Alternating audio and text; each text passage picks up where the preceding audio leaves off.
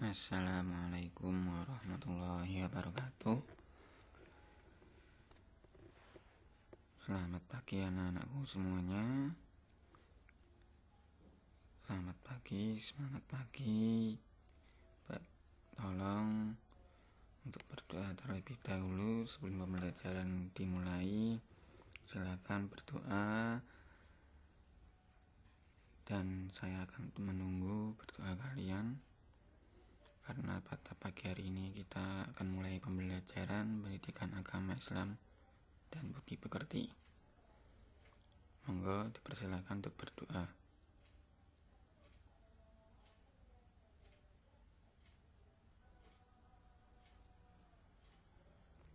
Cukup. Pada pagi hari ini kita akan membahas tentang sejarah dinasti Bani Umayyah atau sejarah kebudayaan Islam pada zaman setelah Khalifah Ali bin Abi Thalib, Utsman bin Affan, Umar bin Khattab, dan Abu Bakar As-Siddiq.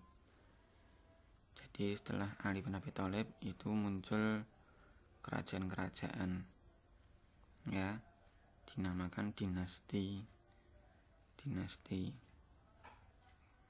Dan di situ banyak hal ilmu pengetahuan, bahkan sampai sekarang pun kita masih memakainya. Nah, di sini kita akan bahas tentang dinasti Bani Umayyah atau Khilafah Islamiyah Bani Umayyah. Ya, pendirian Bani Umayyah. Jadi latar belakangnya Umayyah itu berdiri yaitu adanya perang Siffin yang menyebabkan dua golongan berseteru, yaitu antara Khalifah Ali bin Abi Thalib dan Muawiyah yang menuntut darah Utsman agar Ali menyikapi dan menyelesaikan tragedi pembunuhan Utsman, sehingga Ali menyusun kekuatan dan menentang pemerintahan Ali. Jadi 4 khalifah yang dulu pas kelas 1 dibahas, ya, yang kalian pernah pelajari, itu semuanya adalah meninggalnya karena dibunuh, kecuali Abu Bakar. Abu Bakar itu meninggalnya karena sakit setelah dulu pas di Gua Sur digigit sama laba-laba karena untuk melindungi Kanjeng Nabi Muhammad, dan di situ sakitnya masih terasa. Itu yang menurut sejarah mengatakan bahwasanya Abu Bakar itu meninggal gara-gara efek samping dari gigitan laba-laba itu. Nah, ini Ali bin Abi Thalib, Muawiyah bin Abi Sufyan itu menginginkan adanya pengungkapan siapa yang membunuh Utsman. Karena kalau kalian lihat di surat Al-Kahfi, ya, itu ada wal yatalataf, itu adalah salah satu ayat yang dicetak tebal.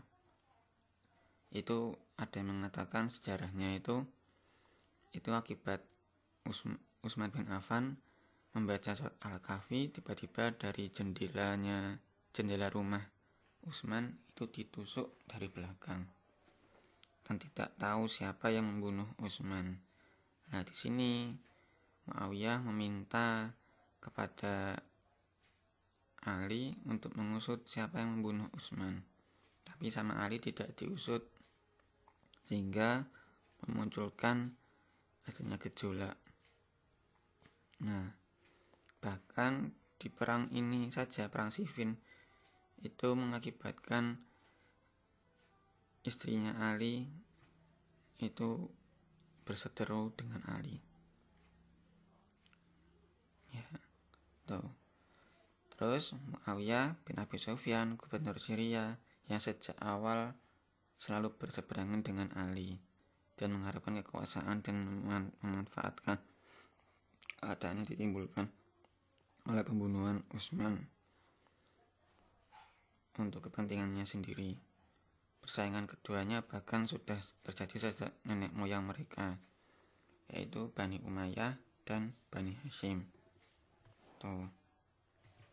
Nah, secara singkatnya itu Bani Umayyah memimpin Islam selama 90 tahun atau hampir 1 abad dengan pemimpinnya yaitu Muawiyah bin Abi Sufyan sekaligus pendirinya ya, yang tadi gubernur Syria atau Damaskus. Terus yang memimpin itu semuanya adalah orang-orang terakhir yang masuk Islam. Ada yang di sini yang memimpin Bani Umayyah ada keluarga Harb bin Umayyah, terus keluarganya Abdul Asih binti Umayyah bin Umayyah. Nih ya, kalau kelihatan bisa kalian perbesar ya kalau bisa. Terus kekuasaan Bani Umayyah itu ada 2, yaitu di Damaskus dan di Andalusia. Nah, di Damaskus ini berdiri selama 90 tahun. Sedangkan di Andalusia cuma berdiri 10 tahun. Jadi 100 tahun atau 1 abad Bani Umayyah itu berdiri selama itu, dan tidak ada namanya orang lain memimpin, karena ini adalah dinasti atau kerajaan keluarga ya.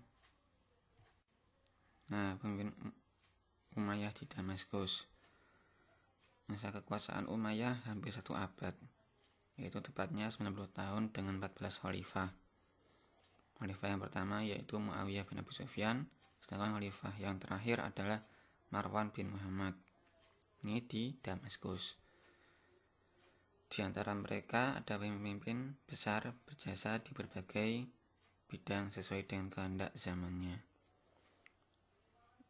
Itu sebaiknya ada pula khalifah yang tidak patut dan lemah.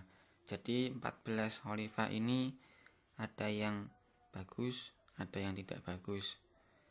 Ada yang tidak bagus itu langsung dikudeta pernah. Terus tapi akhirnya dipindahkan kepada saudaranya atau mungkin kakaknya atau mungkin ponakannya, seperti itu.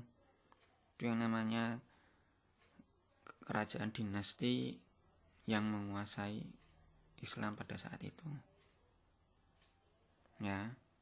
Itulah yang namanya dinasti Bani Umayyah. Ini kekuasaannya ya. Ini ada di Syria, ini Arab, ini Persia, ini Mesir. Dulu sampai segini ya. Ini juga sama. Andalusia itu ada di Spanyol ya. Tuh. Peradaban pendidikan Bani Umayyah di Damaskus, yaitu tempat anak-anak untuk belajar itu ada namanya kutab. Terus ada bagi yang anak-anak yang belajar agama itu ada di masjid. Baitul Hikmah itu tempat penelitian atau perpustakaan ya. Arabisasi, gerakan penerjemahan buku ke dalam bahasa Arab. Jadi mulai pendidikan itu ada dan sampai sekarang pun diterapkan itu pada zamannya dinasti Bani Umayyah. Termasuk adanya Quran yang kalian baca itu Quran itu ada Quran yang Utsmani, ada Quran yang Mushafi.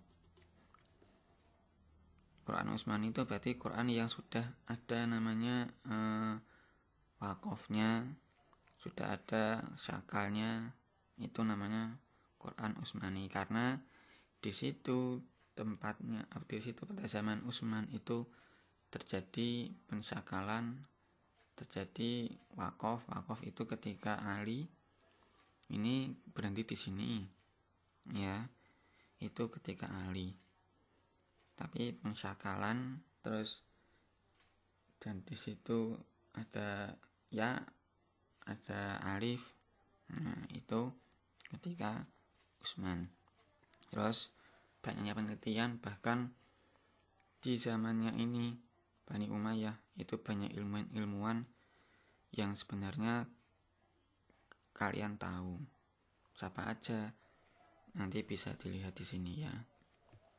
Ada majelis sastra juga, kesenian tadi, keilmuan ya, kesenian itu ada majelis sastra, tempat atau balai pertemuan untuk membahas tentang sastra, juga tempat berdiskusi mengenai urusan politik yang disiapkan dan hiasi dengan hiasan yang indah. Jadi bahasa Indonesia itu dulu, bahasa Indonesia, bahasa Arab itu ternyata mulai awalnya yaitu adalah ketika peradaban dinasti Bani Umayyah. Katanya puisi Arab juga ada, tapi saya mohon maaf gak bisa puisi Arab seperti apa. Terus ada arsitektur. Dalam bidang seni arsitektur, para khalifah mendukung perkembangannya, seperti pembuatan menara pada periode Muawiyah dan kubah Asyakra, atau kubah masjid itu juga ternyata awal mulanya dari peradaban dinasti Bani Umayyah di Damaskus. Nah, karena peradaban di Damaskus Bani Umayyah itu hancur, ada seorang yang melarikan diri, namanya Abdurrahman Ad-Dahil. Ya, itu berakhir pada tahun 750 ya, terus pindah ke Abbasiyah. Namun salah satu penerus Bani Umayyah bernama Abdurrahman Ad-Dahil meloloskan diri tahun 755.